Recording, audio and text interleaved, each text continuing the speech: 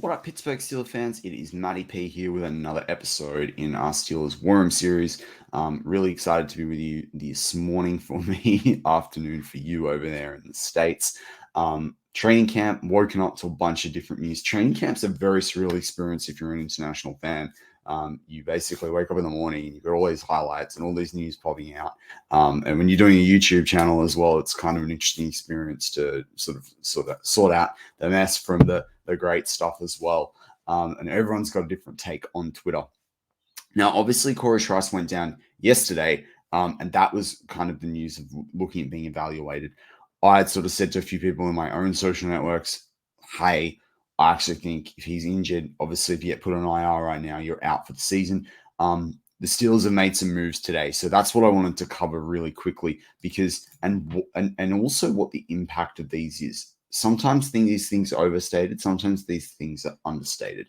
But basically, Corey Trice goes on the reserve injured list after being injured in practice.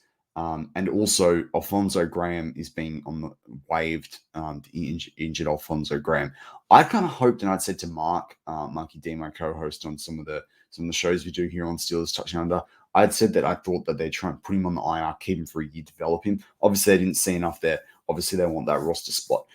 They brought in a guy called Trenton Thompson, undrafted rookie free agent last year from San Diego State, who's with the New York Giants. That's off the back of bringing off the running back that was with the Detroit Lions last year, John Lovett, the day before. So they are filling those roles. They also brought in Greg Bell, along with John Lovett. So I should have mentioned that there. So they are bringing in guys to fill these needs, but these are training camp bodies. The Steelers are going to watch 31 other teams make cuts between now and the start of the season, and maybe even in the first couple of weeks of the season. There's going to be guys that they've got scouting reports on, that they've had in mind before, that maybe they didn't get to work on a free agent deal. These are camp bodies in my mind. Now, good luck to them. They're in with a shot. You got to be in it to win it. But still fans in there going, oh no, we don't have Trice now, even though he was a rookie. What's this going to mean for the cornerback room? The Steelers are going to find people. The Steelers also still have many cornerbacks on the roster. You've got, obviously, we know Patrick Peterson, Levi Wallace. You've got Joe Porter Jr., James Pierre's there, Riley's there. Even though he's more like you see him at DB, they're going to move the slot corner position around a little bit. There's other corners actually on the roster too. And you've got Duke Dawson there. You've got Shannon Sullivan. How can I forget him in the slot? So you've got plenty of guys there. It's just, are these guys going to do what they need them to do on the field in the schemes that they want to play with the versatility that we've been highlighting all offseason? Every man and their dog's been highlighting, the fact that the Steelers are going to have a really versatile defense. So that's really interesting from my perspective on what are they going to do going forward? Who are the other guys they're bringing in? Now, also from a training practice perspective, I really like this quote coming out of the first padded training session that I heard yesterday. And it was from Mike Tomlin. Said it's a really exciting day for us. And I heard this in this press conference yesterday. A big part of the team development process is carrying up heads and the work that comes along with it and the competition that comes along with it. We did some drill work today to kind of highlight that aspect, to get an opportunity to get to know these guys individually and collectively. We'll continue with it. There's some lively tackling every day, and we carry pads because we value that. We believe that aids in the evaluation process. It shows guys that this element of play is an asset to the game, whether it's making tackles, whether it's breaking tackles. Excited about the work going on. Now, that's a really important thing, because if you go back to some of these injuries, now funnily enough, Trice's was not a contact injury. It was a soft tissue injury by all accounts. But yesterday, I also heard a lot of things after practice around Herbig loving the contact, around Washington going up against TJ Watt. Contact is a very, very important thing in this. Obviously, it's a contact sport, but there are teams that do less pads. There are teams that do more pads. Steelers, it's a little bit more regulated now with how many days you can have with pads, but the Steelers love this. Listen to what Mike Tomlin said. There'll be lively tackling every day because we carry pads. We value that. That's AFC North football. And with that, unfortunately, is going to come those injuries. But this is also, there's guys that, unfortunately, these two, Alfonso Graham, something with the Steelers at the moment, maybe not again ever. Trice is going to be out for a year. He's going to have to really work with that. This was one of the knocks on him coming out of college. It's why he fell really far down the draft board into the 7th round. But one of the things that we need is these players to have contact. And there are going to be some players that might cop an injury, and that's 4 to 6 weeks. Now, don't get me wrong, very valuable 4 to 6 weeks. But you have to have that robustness now. If you're not going to be robust now, you're not going to be robust in November, December, January, and even in February if you get to the Super Bowl. So, fans, I just think out there, everyone loves the contact. I've yet to hear a Steelers fan that says they don't love contact. Why would you be a fan of the Steelers if you didn't love the contact?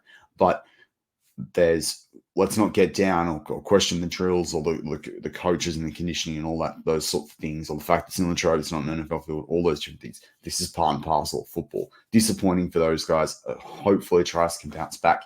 And then you have other stories, like a guy that Mark and I joke about a little bit, just because we've wanted him to do well. You've got a guy like Anthony McFarland Jr. that, by all reports, is doing pretty well as well. So both in the receiving and the running game at training camp. So, this is just part of the way it goes.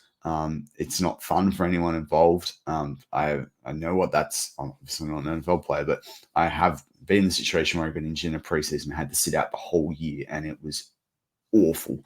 It was one of the most annoying years of my life. So at the time when you're a teenager, so and really wanting to prove yourself. So yeah, it's not fun. But these injuries are what are going to get the Steelers into the be successful in the playoffs. So they're going to help us win those tough matchups, help us win those 3rd and longs, help us defend against those 3rd and shorts. I call them 3rd and shorts, 3rd and 1, 3rd and 2s. And help us in the red zone, our red zone defense as well. This is where these things are really, really important, particularly when you're facing, you've got Christian McCaffrey first week, then you go against Nick Chubb and the Browns, then you've got Josh Jacobs, provided he's there. Then you go Damon Pierce. Like the first 4 weeks, you got running teams. We know the Ravens run the football. Like the narrative on the Steelers playing a lot of run-heavy teams is there. That's why they've got a Holcomb. That's why they've got a Landon Roberts. That's why they've got a Quan Alexander, in the mix, because they want guys who can go out there and put a hit on.